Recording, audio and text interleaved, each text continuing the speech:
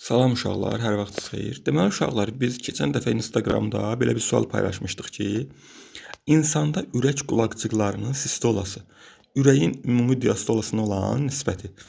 Uşaqlar, ürəyin ümumiyyətlə diskili bərabərdir 0,8-ə.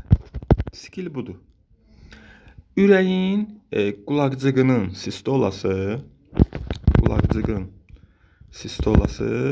bərabərdir 0,1 saniyə təşkil edir. Yəni qulaqcıqların sistolası yığılması zamanı qan ötürülür hara? Mədəciyə. Ürəyin ümumi diastolası. Qoy onu da deyim. Mədəciklərin sistolası, bunu da deyim, bunu da yadınızda saxlayın. Yəni yığılması 0,3 saniyə təşkil edir. Ürəyin ümumi diastolası, yəni ümumi boşalması, ürəyin boşalması bərabərdir 0,4 saniyə təşkil edir.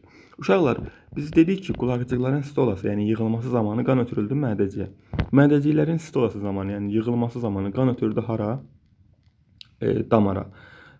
Məsəl üçün, sol qulaqcığın, sol mədəciyin daha doğrusu yığılması zamanı, sistolası zamanı qan ötürüldü aortaya.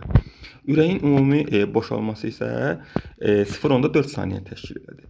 Yəni, məsələdə də bizdən qulaqcıqların sistolasının ürəyin ümumi diastolasına olan nisbətini istəyir.